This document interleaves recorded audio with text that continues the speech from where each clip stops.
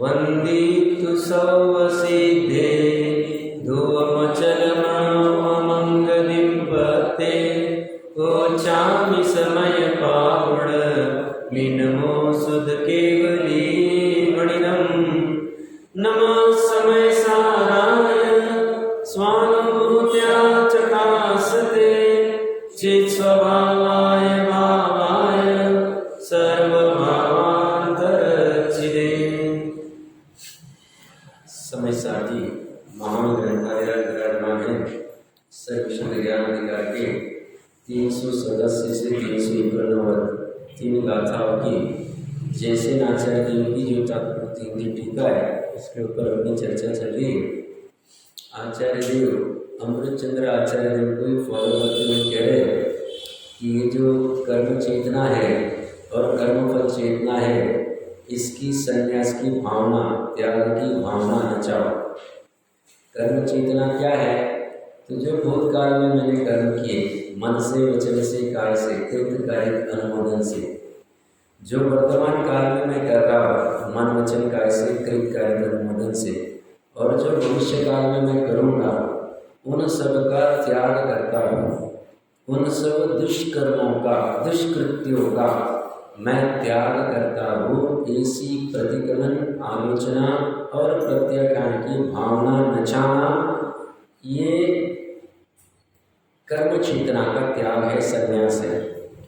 और कर्मफल चेतना में कल हमने चर्चा की थी कि जो 8 कर्मों की 148 प्रवृत्तियां और जो कार्बन शरीर में सत्ता रूप में पड़ी है, उदय में फल देगी, उनके उदय के फल का त्याग करना। मतलब नहीं चाहिए हमें, पुण्य भी नहीं चाहिए और पाप भी नहीं चाहिए।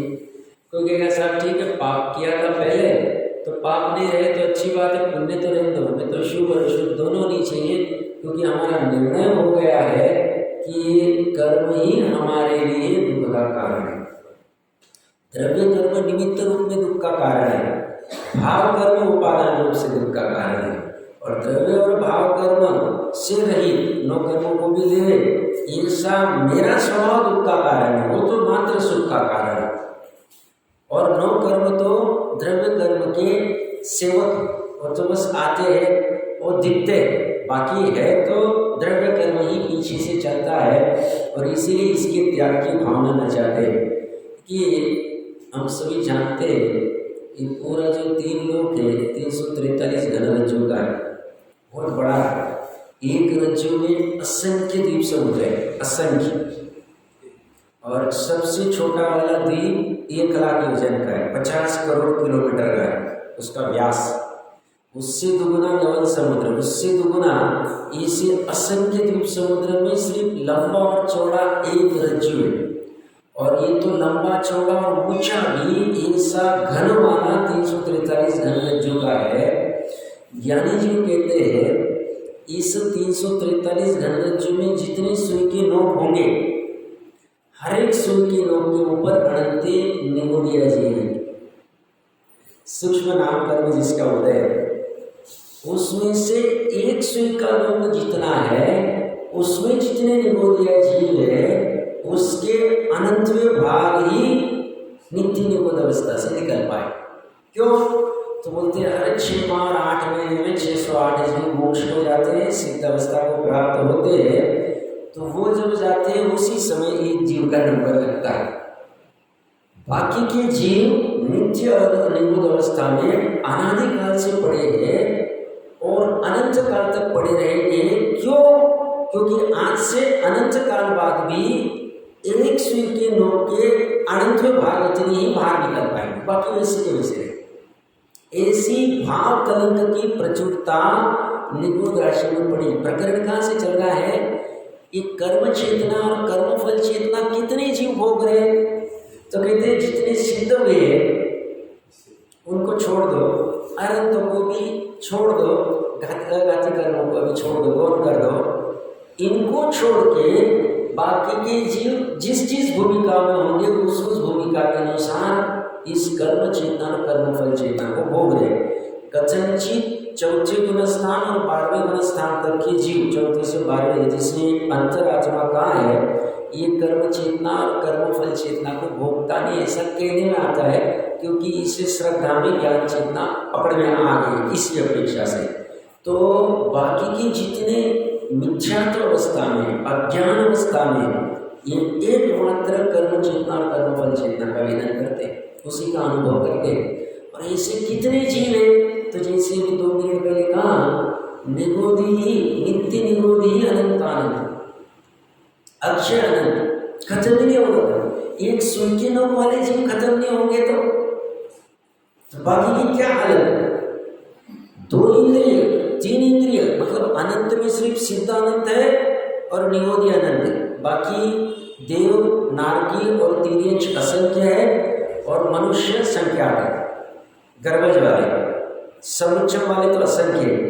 अब प्रकरण कहाँ से चल रहा है कि इस कर्म चेतना को जो एकेंद्रिय से लेके असंख्य पंचेंद्रिय की जीव है, ये कुछ भी नहीं कर सकते उस अवस्था में, उस एक इंद्रिय की अवस्था में, 2 इंद्रिय की अवस्था में, 3 इंद्रिय आदि की अवस्था में। सभी पंचेंद्रिय जीव ही इसका संन्यास ले सकता है, इसका त्याग कर सकता है, त्याग की भावना कर सकता है। और हम महापुण्य के उदय से सही पंचेंद्रिय अवस्था में अभी वर्तमान में हैं, और साथ में हमारे और विशेष पुण्य का उदय कि जो हमें ऐसी जीववानी प्राप्त हो गई कि जो सामान्य जीवों को नहीं प्राप्त होती है, जो कहती है कर्म करके कुछ चीज होती है, कर्म में भाव कर्म की चर्चा करती है, द्रव्य कर्म की चर्चा करती है, नौ कर्म की चर्चा, ये चर्चा और कहीं नहीं मिलेगी आपको जगत, कहीं नहीं मिली। और मान लो जैन में अनेक भेद प्रभेद हुए, वहाँ मिल भी गई, यथार्थ नहीं मिली। और इसमें से द्रव्य कर्म क्या होता है, द्रव्य कर्म और भाव कर्म का निमित्त नैमित्तिक संबंध कैसे है, द्रव्य कर्म 8 प्रकार के कैसे होते हैं, उनका आश्रव बंध आदि कैसे होता है, उनके निमित्त से जीव के स्वभाव का घात कैसे होता है, उनके निमित्त से 9 कर्मों का कैसे संयोग वियोग आदि होता है, ये पूरा प्रॉपर साइंस जीववाणी में प्राप्त है वर्तमान में।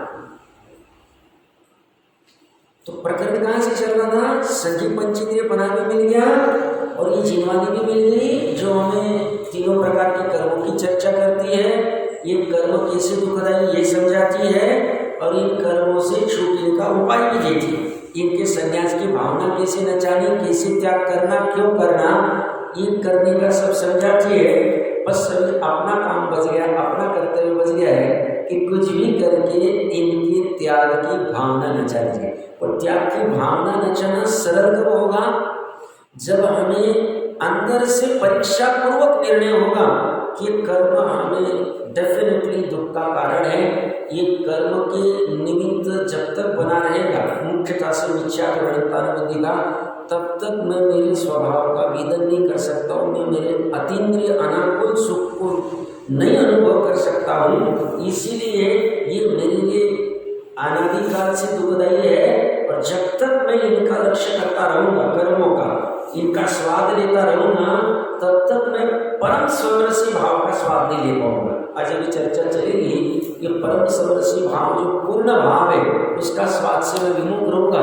ये जब तक परीक्षा पूर्वक निर्णय नहीं होता है, तब तक ये जीव त्याग का प्रयास नहीं करे। ठीक है, अच्छी लगेगी जीववाणी सुनने में, बट वो सुन लिया या तो निकल गया। बीरबल की 3 जो कठपुतलियाँ थी ना, सुन लिया और निकल गया, सुन लिया और निकाल दिया।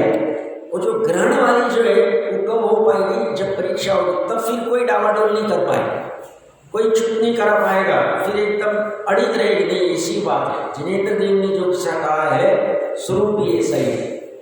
तो हम महाभाग्यशाली जीव है, भले ही पंचम काल में आए, हुंडावसर पीढ़ी में आए, भले ही आयु आदि 100-120 साल की है, बट ऐसा होते हुए भी काम करना चाहे, संन्यास लेना चाहे कर्म चेतना और कर्म फल चेतना का, और ज्ञान चेतना का संवेदन करना चाहे तो कठिन नहीं। और जैसे आचार्य देव की खासियत हम पहले भी जान चुके, 320वीं गाथा में तो विशेष आई थी, और कुछ विशेष कहते हैं, आज भी उनके कुछ विशेष की चर्चा चलेगी। उनके विशेष के नाम पे अच्छे अच्छे बिंदु आते जाते हैं, और और उनकी जैसे अमृतचंद्र आचार्य देव की खासियतें दृष्टांत आदि दे के जो कुंद देव कहना चाहते हैं उसको अच्छे से गले उतारना, ऐसे ही जैसे आचार्य देव की निश्चय व्यवहार का कथन करके या कुछ भावना को नचा के, विशेष भावना को नचा के, या आत्मा के कुछ विशेषण बता के, विशेषणों को बता के कुछ ना कुछ अच्छा बिंदु देना चाहते हैं। यहाँ पे भी वो अंतिम पैराग्राफ 387 से 391 गाथा में कुछ मोक्षार्थी पुरुष को कुछ करने को कह रहे। क्या करने को कह रहे? 694 नंबर पेज के ऊपर अंतिम पैराग्राफ कुछ विशेष, पहले एक बार सरसरी नजर से पढ़ लेते हैं क्योंकि बहुत सारे विशेषण दे दिए उन्होंने। 3 लोग 3 काल से संबंधित मन, वचन और काया, कृतकारित और अनुमोदना तथा ख्याति, पूजा, लाभ तथा देखे सुने और अनुभव किए भोगों की आकांक्षा रूप निदान बंध आदि सब पर द्रव्य के आलम्बन से उत्पन्न होने वाले शुभ अशुभ विकल्पों से रहित अर्थात चिदानंद एक स्वभाव रूप शुद्धात्म तत्व के सम्यक श्रद्धान, सम्यक ज्ञान तथा अनुचरण रूप अभेद रत्न त्रयात्मक निर्विकल्प समाधि से उत्पन्न होने वाले वितराग, सहज, परमानंदमय सुख रस के आस्वाद वाले परम समरसी भाव के अनुभव के आलम्बन से भरी पूर्ण अवस्था वाले केवल ज्ञानादि अनंत चतुष्टय के व्यक्ति रूप साक्षात उपादेय भूत कार्य संसार को उत्पन्न करने वाले निश्चय कारण संसार वाले शुद्ध ज्ञान चेतना की भावना का आलंबन करके कर्म चेतना की त्याग भावना और कर्मफल चेतना के त्याग की भावना मोक्षार्थी पुरुष द्वारा की जानी चाहिए। इतना बड़ा लिख दिया उन्होंने, एक सेंटेंस कितना बड़ा लिखा, कितने विशेषण यूज कर दिए। और देखो कितनी भावना का जब हुई, अपने को भी भावना ही नचाने कह रहे हैं और उनकी भावना देखो, मतलब उनके चित्त में कितनी विशेषता होगी जब कहना चाह रहे। क्योंकि जैसे टोटल जी साहब पहले अधिकार में कहते ना, जीववाणी का एक एक पद में अनेक अर्थ भरे हुए। जैसे आत्मा ये पद, जीव ये पद, पुद्गल ये पद है। उस पुद्गल पद में पुद्गल के द्रव्य पर के पूरे भाव भरे पड़े। तो किसी को अगर संक्षेप रुचि वाला ज्ञानी होगा, उसे सिर्फ पुद्गल कह दे तो उसे पुद्गल का द्रव्य गुण पूरा समझ में आ जाए। इसे भाव उस पद में भरे पड़े। इसे यहाँ पे क्या कह रहे हैं? तो मोक्षार्थी पुरुष ने कुछ करना चाहिए। क्या करना चाहिए? तो कारण समय सार वाले शुद्ध चेतना की भावना का आलंबन लेना चाहिए। वो कारण समय सार की शुद्ध चेतना का भावना का आलंबन लेके कौन लेगा? तो बोलते वो कार्य समय सार लेगा। वो कैसे लेगा? तो बोलते ये शुभ अशुभ विकल्पों से रहित। अब वो शुभ अशुभ विकल्प कैसे है उसकी चर्चा करते हैं। उससे रहित और जो अपना चिदानंद एक स्वभाव है, शुद्धात्म तत्व है, उसकी सम्यक श्रद्धा, उसका सम्यक ज्ञान, उसका सम्यक अनुचरण, ये सा अभेद निर्विकल्प समाधि जब लोगे, वो समाधि कौन चौथे गुण स्थान वाला ले सकता है कि नहीं ले सकता? ले सकता है, क्यों नहीं ले सकता? शुद्ध उपयोग कर ही सकता। चौथे गुण स्थान में भले मुनिराज जैसी प्रचुरता नहीं रहे, प्रचुरता की अपेक्षा से शुद्ध उपयोग छठवें सातवें में कहा, छेड़ालाजी आदि में, बट सम्यकत्वाचरण तो चौथी में भी हो सकता, कोई बाधा नहीं। तो ये चौथी में भी निर्विकल्प समाधि कर सकता है। निर्विकल्प समाधि करने के लिए कंडीशन क्या है? तो कहते हैं शुभ अशुभ विकल्प से रहित होना चाहिए। शुभ अशुभ विकल्प के संदर्भ में 3 लोग 3 काल के शब्द हैं। क्या कहते हैं? 3 लोग कितना बड़ा? उन्हें कुछ भी नहीं चाहिए, परमाणु मात्र नहीं चाहिए। आकिंचन भावना क्या कहती है? 3 लोग का एक परमाणु मात्र मेरा नहीं है। 38वीं गाथा क्या कहती है? ये परमाणु मात्र मेरा नहीं, और हे स्वरूप से ऐसे ही श्रद्धा में ऐसे ही बैठना चाहिए। अभी भले परमाणु नहीं, अभी भले 6 खंड ग्रहण किए जा रहे हैं, बट वो श्रद्धा से नहीं ग्रहण किया जा रहा, चारित्र से ग्रहण किया जा रहा है ना। चारित्र का विकार भी है, चारित्र के विकार से बंध भी हो रहा है, बट वो चारित्र का विकार अनंतानुबंधी वाला नहीं है, इसलिए अनंत संसार का कारण नहीं। क्यों? क्योंकि हमें उस चारित्र के विकार के साथ में ही हमें श्रद्धा और ज्ञान का निर्विकार बना पड़ा हुआ है। श्रद्धा और ज्ञान का निर्विकार बना उसी समय पड़ा हुआ है, और उसकी वजह से हमें वैसा बंध नहीं होता है जैसा अज्ञानी को होता है। सब क्या किया आपने? हमने ज्ञान चेतना का संवेदन कर लिया। समस्त 3 लोग 3 काल से भिन्न, 3 लोग काल में एक भी नहीं, कुछ नहीं, हमें कोई विकल्प ही नहीं रहा। हमें ना पाप का विकल्प रहा, ना पुण्य का विकल्प रहा। हमें प्रभावना के नाम पे, धर्म प्रभावना के नाम पे सब हमें कुछ करना चाहिए, कुछ मंदिर बनाना चाहिए, पाठशाला लेनी चाहिए, स्वाध्याय हम प्रवचन करेंगे तो लोगों का कुछ कल्याण होगा।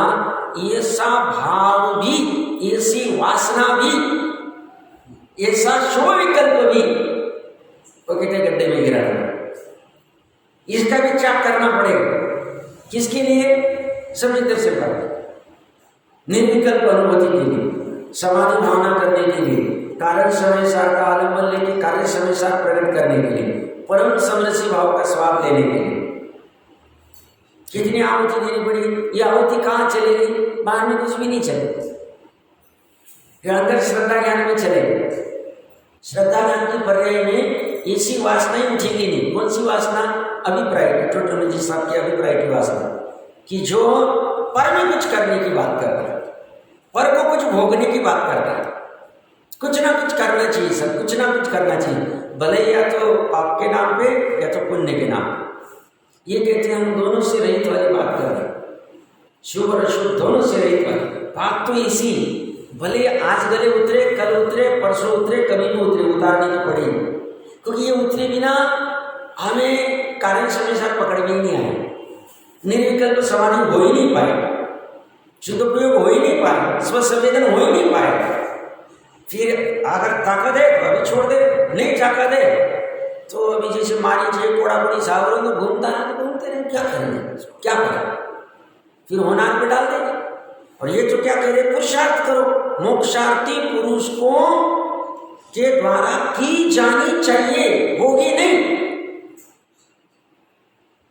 उसने करना है, स्वयं करना पड़ेगा, तब प्रकट होगा है। उसके लिए सभी प्रकार के मोह और राग को छोड़ना पड़ेगा, जितने भी होंगे तो तुम्हें उतना समर्पण देना पड़ेगा। जब पूना से इंदौर के लिए निकल रहे थे तो आजू बाजू के सदस्य कह रहे थे, अरे आप इनका भी मार्गदर्शन लो, इनका भी मार्गदर्शन लो, जिनके साथ हमारी मैत्री थी या कोई परिचित थे।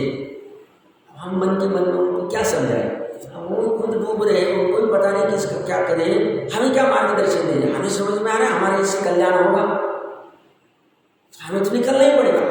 हमें उसके लिए सब समर्पण करने की तैयारी होनी चाहिए। हम वो समर्पण करने को तैयार नहीं, हमें उपादेय लग रहा है, अच्छा लग रहा है, वो कर्म चेतना और कर्मफल चेतना, तो कहते हैं ज्ञान चेतना तुम्हें ठीक नहीं लग रही, ठीक नहीं लग रही, उस एक भाव से मेरा सब काम होगा, ऐसी तुम्हारी श्रद्धा हुई नहीं, ऐसी श्रद्धा नहीं है तो कारण समय साथ कहते हैं तुम्हें होगा ही नहीं, प्राप्त ही नहीं होगा, तुम कितना भी करो तुम्हारा काम नहीं होगा, कितना भी कर लो तुम, एक चोट की खिचड़ी भी तुम समूह शरण में चले जाओ, तीर्थन करके पोते बन जाओ, कुछ भी करो, तुम जब तक श्रद्धा और ज्ञान में पूरा समर्पण हमें नहीं देते हो, उसके लिए तुम 3 लोग 3 काल, समस्त मन वचन काय कृत कार्य अनुमोदन, वापस वही चीज उठा रहे हो, समस्त ख्याति पूजा आदि, समस्त यश आदि, सभी निदान बंद आदि के विकल्प देखे हुए, सुने हुए, भोगे हुए, सभी के प्रति तुम त्याग करने को तैयार हो। तुम्हारी एक छोटी सी चाय छूटती नहीं, अब अच्छी चीज छूट नहीं रही, रात को 10 बजे पानी छूट नहीं रहा, तुम कैसे क्या त्रिकार्य आत्मा को, त्रिकार्य आत्मा इतना बेकार है, रास्ते वाली चीज है कि तुम इधर कुछ भी 10 बजे तक पानी बचे रहो, अवश्य बचे करते रहो, ठेले के ऊपर जाके पानी पूरी खाते रहो, कचौरी खाते रहो, और तुम कहेंगे तुम्हें कारण समाचार मिल गए, गप्पे सुनने से थोड़ी होगा, नहीं होगा काम। समर्पण कितना करने को कह रहे हो, क्या करने को कह रहे हो? पूरा जोर लगा दिया 800 साल पहले कि कुछ भी करके समझ जाए।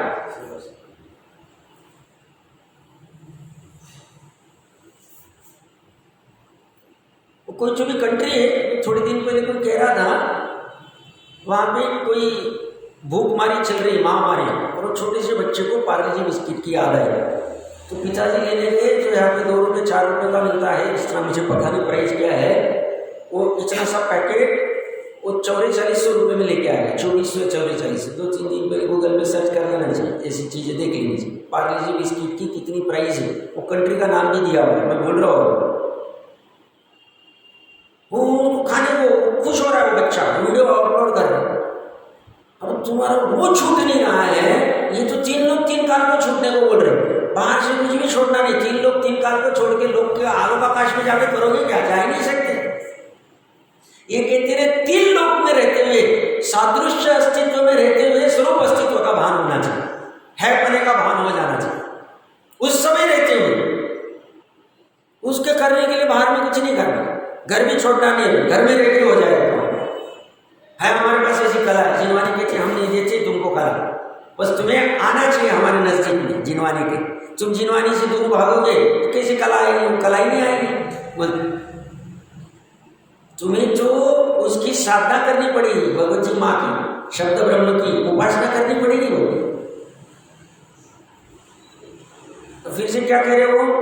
3 लोग 3 काल से, 3 काल भूतकाल वर्तमान भविष्य सभी के संदर्भ में इनके संबंधी मन वचन और काया, इसके अलावा तो कोई योग है ही नहीं। कृत कारित अनुमोदन, इसके अलावा भी कुछ करने योग्य नहीं। तथा ख्याति नाम है सब हमारा, फिर वो भले धर्म के नाम में रहो। हम ये भी ओढ़ाया हुआ, जिसे भाई साहब पंडित जी साहब कह रहे थे अभी कि मैं मनुष्य आदि, स्वामी जी देखते ही नहीं, वो बोलते हो कहाँ दिखता ही नहीं हमें। अगर मनुष्य दिख रहा है, विद्वानपना दिख रहा है, ख्याति दिख रही है, सब समाज में हमारा इतना नाम है, तो हमें वो आत्मा ही नहीं दिख रहा। जब वो दिखेगा तुम्हें ख्याति दिखेगी नहीं, क्योंकि ख्याति पर्याय, पूजा पर्याय, लाभ पर्याय, और हमारी पर्याय की दृष्टि है तो हमारा द्रव्य दृष्टि है ही नहीं, और द्रव्य दृष्टि नहीं है तो हमें वो कारण संसार मिलेगा ही नहीं। क्योंकि कारण संसार को प्राप्त करने के लिए पर्याय को, पर्याय दृष्टि का त्याग करके द्रव्य की दृष्टि ग्रहण करनी पड़ती है, स्वभाव की दृष्टि करनी पड़ती है, ध्रुवों की दृष्टि ग्रहण करनी पड़ती है, अनादि निधन की दृष्टि ग्रहण करनी पड़ती है, तब वो होगा। ये क्या कह रहे? ख्याति पूजा नाम हमसे छूटी नहीं जाती सब।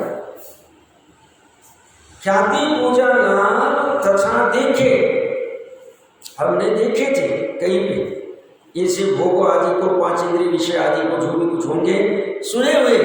वो कह रहा था वहाँ पे ये मिलता है, बहुत अच्छा है वहाँ, लेकिन खाने योग्य, पहनने योग्य, ओढ़ने योग्य, खरीदने योग्य, अनुभवने योग्य, भोगने योग्य, ये से देखे सुने और अनुभव किए, हमने स्वयं अनुभव किए। ऐसे भोगों की, 5 इंद्रिय विषयों की आकांक्षा रूप निदान बंधक, उनकी इच्छा हमें भी ऐसा मिलना चाहिए, ये बना रहना चाहिए। अभी वर्तमान में हमारा जो है वो ये वापस आगे अनंत काल तक बना रहना चाहिए, ऐसी वासना, ऐसा निदान। या हमने देखा था ऐसा भी हमें भी मिलना चाहिए, हमने सुना है ऐसा हमें भी होना चाहिए। हमने सुना है वो लड़की वालों ने उनको इतना दहेज भी दिया, कार भी दी, ये भी दी, ऐसा हमने सुना। हमारे भी लड़के को ऐसा मिलना चाहिए, ऐसा निदान बंद भोगों का। क्यों?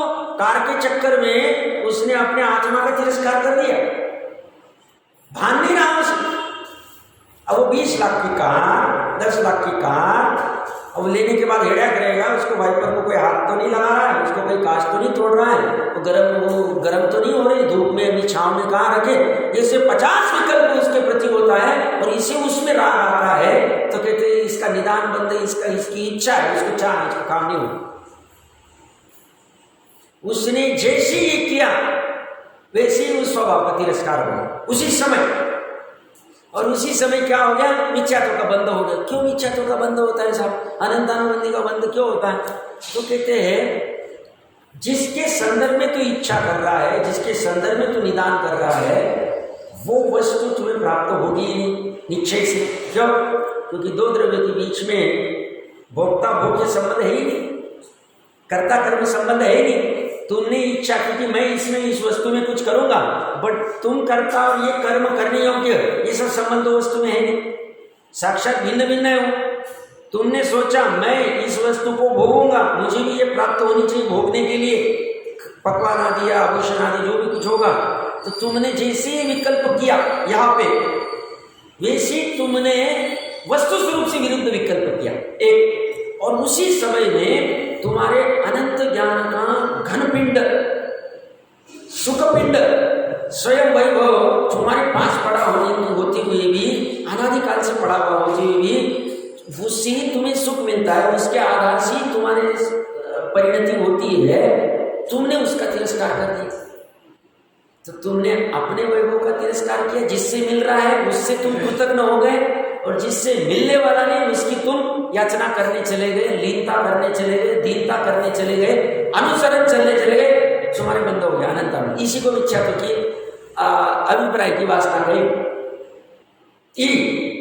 फिर वो भले 2 रुपए की चीज की रहो या 200 करोड़ की रहो, काम तो हो जाए।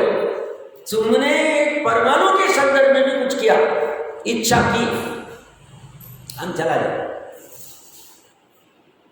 किसी को देखा इंद्र बनते हुए, तुमने भी इच्छा की, 50 लाख उसकी गोली चल रही, हम भी इंद्र बनेंगे, आगे कहीं पंच कल्याण होगा, हम बनेंगे। गए काम से, गए काम से। तुम लगाओ, तुम कितनी भी गोलियां लगाओ, तुम्हारा काम ही नहीं होगा। करो, तुम व्यापार करो, जैन धर्म में आके तुम व्यापार करो, और तुम्हें जैन धर्म का सार नहीं मिलेगा। तुमने व्यापारिक बुद्धि सब छोड़ देनी चाहिए, तुमने तत्व की बुद्धि लेनी चाहिए। फिर सहज में, जैसे स्वामी जी के समय में सहज जिसको देना है दे देगा। साल में एक बार हम बता देते थे, भैया इतना आया, इतना खर्चा हुआ, खत्म हो गया, हम मांगेंगे किसी से नहीं, हमारा काम नहीं, हम हाथ नहीं फैला, हमें कोई इच्छा आकांक्षा नहीं, हम वहां मार्केट नहीं बनाएंगे, धंधा नहीं खोलेंगे वहां। क्यों? हमें कारण समय प्राप्त करना, हमारा काम बहुत बड़ा है, लक्ष्य बहुत बड़ा है, इसके लिए हमें दिगंबर धर्म मिला है, इसके लिए बाकी कामों के लिए नहीं मिला हमें। किसके लिए मिला दिगंबर धर्म? जो हमने अनादिकाल से काम नहीं किया उसको प्राप्त करने के लिए मिला है। हमें उसकी महिमा ही नहीं, हम अलग ही नहीं उलझ गए, नहीं काम होगा हमारा, नहीं काम होगा। हमें काम करना है तो समर्पण करना पड़ेगा पूरा, 3 लोग 3 काल। पंचपरमेष्ठी को भी बाहर खड़ा करना पड़ेगा, इंद्र ने पंचपरमेष्ठी को, तो और किसकी बात?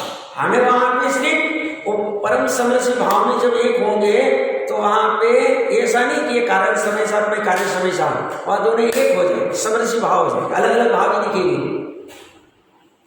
और इसी के बलबूते पर, इस परम समरसी भाव के बलबूते पे ही 33वीं 34वीं गाथा प्रवचन सार जी आपके सामने नहीं तो भी बाद में देख लेना, होगा तो आप पढ़ सकते हैं। 33वीं 34वीं गाथा जो मैं 2-3 दिन पहले करा था, पंडित जी सामने में यही होगा कि सब पर्याय से कैसे केवली और श्रुत के मतलब आत्मा श्रुत ज्ञानी और केवल ज्ञानी पर्याय से कैसे समान हरंत। ये 33वीं 34वीं गाथा में पहले ही बीज डाल दिए थे अमृत चंद्र देव ने। टीका अगर चाहिए किसी को शास्त्र लेना है तो ले सकते हैं। 33वीं गाथा की टीका पढ़ूंगा मैं, यहाँ पे पेज नंबर 57 है, आपको देख लेना चाहिए। यहाँ पे क्या कह रहे हैं, जैसे भगवान, भगवान मतलब सर्वज्ञ मिला। 33वीं गाथा की टीका ले रहे हैं, युगपत एक साथ परिणमन करते हुए, एक साथ परिणमन करते हैं, ऐसे करते हुए समस्त चैतन्य विशेष युक्त केवल ज्ञान के द्वारा अनादि निधन निष्कारण बिना कारण का असाधारण, साधारण नहीं त्रिकाली आत्मा असाधारण है, स्वसंवेद्यमान जिसका स्वसंवेदन हो सकता है, ऐसे चैतन्य सामान्य जिसकी महिमा, मतलब त्रिकाली की चर्चा चल रही है, तथा जो चेतक स्वभाव से एकत्व होने से केवल अकेला मात्र शुद्ध अखंड है, ऐसे आत्मा को, त्रिकाली आत्मा को आत्मा से आत्मा में अनुभवन करने के कारण केवली किसे क्यों कहा उनको? क्योंकि वो आत्मा को आत्मा से आत्मा में अनुभवन करते, और वो आत्मा कैसा है? केवल, अकेला, एक, शुद्ध है, अखंड है। उसको करने की वजह से केवली नाम मिला है। 3 लोकालोक जानने की वजह से केवली नहीं मिला है। ये वो खड़ा कर रहे अमृतचंद्र देव की टीका बहुत बारीक से पढ़ता है, 34 में वह बीच आ गए। तो क्या करें? वो केवली क्यों कहा हमने इसमें? बस वो आत्मा का आत्मा से आत्मा में अनुभव करते हैं। वो आत्मा कैसा है? केवल है, एक है, अकेला। और वो कैसा है? अनादि निधन है, निष्कारण है, असाधारण है, स्वसंवेद्यमान है, चैतन्य सामान्य जिसकी महिमा। इसके विशेषण आगे। अब चौथे गुण स्थान वाले हम जैसे जीव अगर उसी आत्मा का अनुभव करेंगे तो हमारी और उनकी पर्याय, उनको हम अनंत को द्रव्य गुण पर्याय से जानेंगे कि वो ऐसा करते, उनके पर्याय को, कि वो आत्मा को आत्मा में आत्मा से जानते हैं। ऐसा हम अगर जान लेवे तो हमारे भी मोह का क्षय हो जाएगा, जो चर्चा चली थी। तो कैसे हो जाएगा? हमें भी उसी आत्मा का, उसी आत्मा में, उसी आत्मा से वो अनुभव हो जाएगा। पर इसी को श्रुत केवली कह रहे, कभी नीचे की पैराग्राफ देखिए क्या कह रहे हैं। उसी प्रकार अभी आ रहे हैं श्रुत ज्ञानी, अपनी जीवों की बात चल रही है। हम भी मतलब अमृतचंद्र कह रहे हैं, हम भी मतलब मैं भी और आप लोग भी क्रमशः एक के बाद परिणमित होते हुए, हमारा एक साथ परिणमन नहीं होता, युगपत नहीं होता, उनका युगपत है, हमारा क्रमशः ऐसे होते हुए कितने ही चैतन्य विशेषों से युक्त श्रुत ज्ञान के द्वारा, हमारा श्रुत ज्ञान कैसा है? चैतन्य विशेषों से युक्त है। उनका केवल ज्ञान है, वो कैसा है? तो समस्त चैतन्य विशेष से युक्त है। समस्त मतलब 3 लोक 3 का, ये 2 डिफरेंस है। वो युगपत है, हम क्रमशः है। वो समस्त चैतन्य विशेषों को जानते हैं, हम कुछ कितने ही चैतन्य विशेषों से युक्त श्रुत ज्ञान के द्वारा। ये दोनों डिफरेंस है। अनादि निधन, अभी वो भी अनादि निधन को जानते हैं, हम भी अनादि निधन को जानते हैं, समानता। वो भी निष्कारण को जानते हैं, हम भी निष्कारण को जानते हैं। वो भी असाधारण को जानते हैं, हम भी असाधारण को जानते हैं। वो भी स्वसंवेद्यमान को जानते हैं, हम भी स्वसंवेद्यमान को जानते हैं। चैतन्य सामान्य जिसकी महिमा है, वो भी उसी को जानते हैं, हम भी उसी को जानते हैं।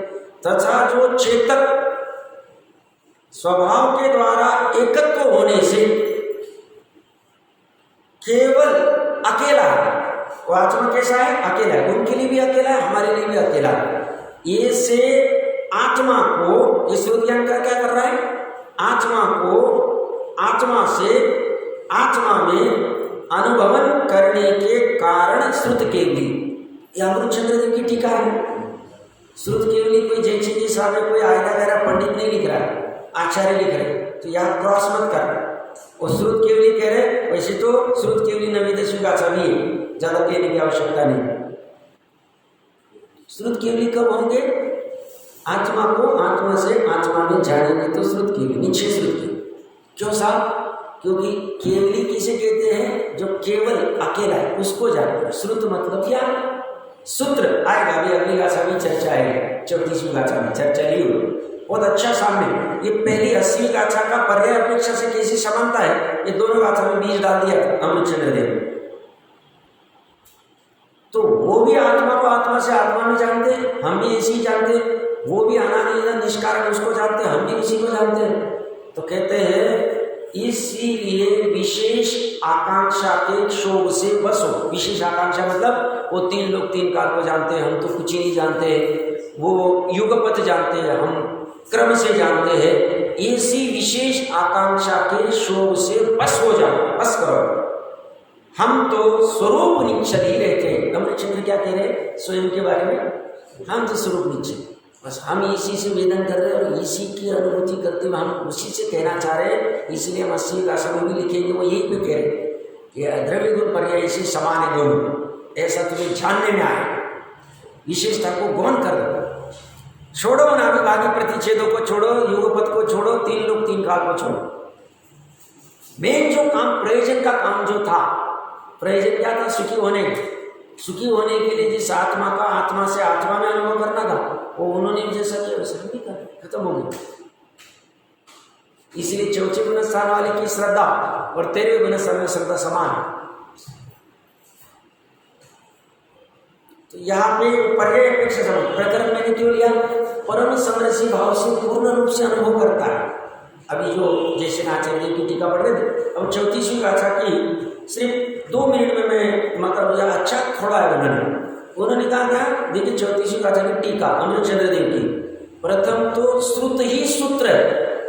अपन कहते हैं ना श्रुत ज्ञान, श्रुत 2 अक्षर है, ज्ञान 2 अक्षर है। तो ज्ञान तो सब जानते हैं, ज्ञान मतलब ज्ञप्ति, जानना। और श्रुत का अर्थ क्या है? सूत्र। तो सूत्र है, और वह सूत्र किसका है?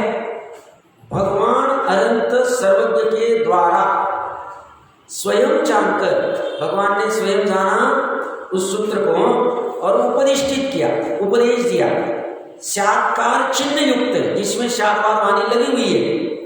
पौद्गलिक शब्द ब्रह्म है। वो कैसा है? पुद्गल का शब्द ब्रह्म है। उनके ओंकार वाणी भी पुद्गल की अनक्षरी, और उसको आलम्बन लेके, आलम्बन तो नीचे से कुछ होता नहीं, व्यवहार की चर्चा है। गंधर्व ने सूत्र में गूंथा और फिर परिपाटी से चलते चलते फिर अक्षर रूप में जिनवानी आदि में आ गए। तो वो जो शब्द ब्रह्म है वो पौद्गलिक है। कौन पौद्गलिक है? सूत्र। किसके द्वारा उपदिष्टित? सर्वज्ञ के द्वारा। वो सूत्र मतलब क्या है? श्रुत। श्रुत और सूत्र समान अर्थी, उसका अर्थ ये, उसकी ज्ञप्ति, ज्ञप्ति मतलब ज्ञान। शब्द ब्रह्म को जानने वाली ज्ञातृ क्रिया सो ज्ञान है। तो ज्ञान क्या है? सूत्र को जानना, सिंपल। श्रुत, सूत्र तो उसका कारण होने से, वो जो भगवान का सूत्र है, ये जिनवानी कारण है। जैसे स्वामी जी को ज्ञान तो अपने ज्ञान से हुआ, ज्ञान में हुआ, बट निमित्त रूप में वो समय सार जी थे। तो समय सार जी को कहेंगे श्रुत, और उसके निमित्त कारण से जो ज्ञान हुआ, ज्ञप्ति हुई, उसको कहेंगे श्रुत ज्ञान। या फिर वो गठित करके दिखा रहे कि क्या करें, उसके कारण होने से ज्ञान के रूप में उपचार से ही कहा जाता है। ज्ञान तो ज्ञान से, ज्ञान में स्वयं से हुआ, और उस समय उपस्थिति में वो सूत्र था। कभी जिनेंद्र देव की प्रतिमा थी तो कहेंगे कि जिनेंद्र के दर्शन करने से सम्यक दर्शन हुआ। सम्यक दर्शन के अनेक कारण में से वो भी एक है, और ये भी एक कारण है। तो ये सूत्र को उपदेश, ये भी उपदेश है। तो ये कहते हैं उसके लिए उसे उपचार से कहा जाता है। किसको? उस सूत्र को उपचार कहा जाता है कि सूत्र से ज्ञान हुआ। जो ज्ञान हुआ, किसका ज्ञान हुआ? स्वभाव का ज्ञान हुआ, वो सूत्र से हुआ। सूत्र निमित्त रूप में खड़ा था भार में। जैसे कि अन्न को प्राण का, प्राण अन्न के निमित्त से टिकते हैं, इसलिए अन्न को भी प्राण कह दिया। उसी तरह सूत्र को भी श्रुत ज्ञान, ज्ञान कह दिया। ये सा होने से यह फलित हुआ कि सूत्र की ज्ञप्ति सो श्रुत ज्ञान है। सूत्र का जानना, श्रुत का जानना, श्रुत ज्ञान।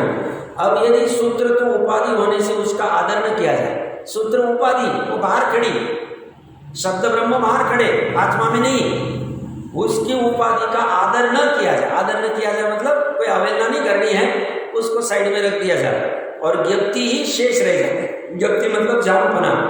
सूत्र की ज्ञप्ति कहने पर निश्चय से ज्ञप्ति कहीं पौद्गलिक सूत्र की नहीं, जो ज्ञान हुआ है वो समय सार की गाथा का ज्ञान नहीं हुआ। समय सार की गाथा तो शास्त्र में उद्धृत की हुई, वहां लिखी हुई। 3 प्रकार के ज्ञान पदार्थ होते हैं, सबको पता है। एक तो जो ये लिखा हुआ है, एक जो ज्ञान वाला, एक अर्थ वाला और एक वचन वाला। तो ये वाला अंदर गया नहीं, ये तो वहीं पे। यहाँ पे जो ज्ञान में भाव वासन हुआ, वो जो 6वीं 7वीं गाथा पढ़ के कि मैं ना प्रमत्त हूँ, ना प्रमत्त हूँ, ना मैं ज्ञान हूँ, ना मैं दर्शन हूँ, ये पढ़ के अंदर जो उस ज्ञान का भाव पकड़ में आया, वो इसकी वजह से नहीं आया। ये तो उपाधि, ये तो बाहर का निमित्त कारण है। शब्द ब्रह्म है, इसकी उपस्थिति को हम डिनाई नहीं कर रहे, बट अभी वो कहना क्या चाह रहे हैं, वो ज्ञान उपाधि से रही स्वतंत्र है, ये वो कहना चाह रहे। वो कह रहे पौद्गलिक सूत्र की नहीं, किंतु आत्मा की है। वो ज्ञप्ति जो जानना है वो आत्मा का है। जाना किसने? आत्मा ने जाना। सूत्र ज्ञप्ति का स्वरूपभूत नहीं है। सूत्र जानता कुछ नहीं, उसे पता नहीं कि मैं समय सार का सूत्र हूँ और मेरे पढ़ने से इनको सम्यक दर्शन हो जाएगा, ऐसा कुछ जानता नहीं। किंतु विशेष वस्तु अर्थात उपाधि, क्योंकि सूत्र न हो तो वहां भी ज्ञप्ति तो होती है, बिना सूत्र की भी ज्ञान तो हो ही रहा। ठीक है, उस सूत्र के संदर्भ में अन्य संदर्भ, बिना सूत्र के भी निसर्ग सम्यक दर्शन हो रहा, सम्यक दर्शन तो हो ही रहा। निसर्ग सम्यक दर्शन होता है, सूत्र कहाँ होते सामने। इसलिए यदि सूत्र को न गिना जाए तो ज्ञप्ति ही शेष रह जाती, ही ज्ञान ही शेष रहता है, और वह ज्ञप्ति केवली और शुद्ध केवली के आत्मानुभवन में समान ही है। ये पढ़ाना था ना, इसीलिए वो कह रहे हैं उनका 13वें गुणस्थान में आत्मा को जो जानना है, जो ज्ञान है केवली का, और चौथे गुणस्थान में श्रुत ज्ञानी का जो जानना है, वो दोनों आत्मानुभव में समान है। इसीलिए पर्य अपेक्षा से भी दोनों को समान कहा है, दोनों समान। और इसी को कह रहे परम समरसी भाव से अनुभव करता है, एक में होकर अनुभव करता है, भिन्नता नहीं रहती, खड़ी होती। इसलिए ज्ञान में श्रुत उपाधिकृत तो भेद नहीं है, तो श्रुत ज्ञान और ये सब भेद है, ये सब ज्ञान में नहीं है, ये बाहर में खड़े रहते हैं। और वो कहते हैं इसीलिए तुम इस परम समरसी भाव से इस कारण समय सार की भावना नचाओ। इसमें एक दो बिंदु और शेष रह गए, इसकी विशेष चर्चा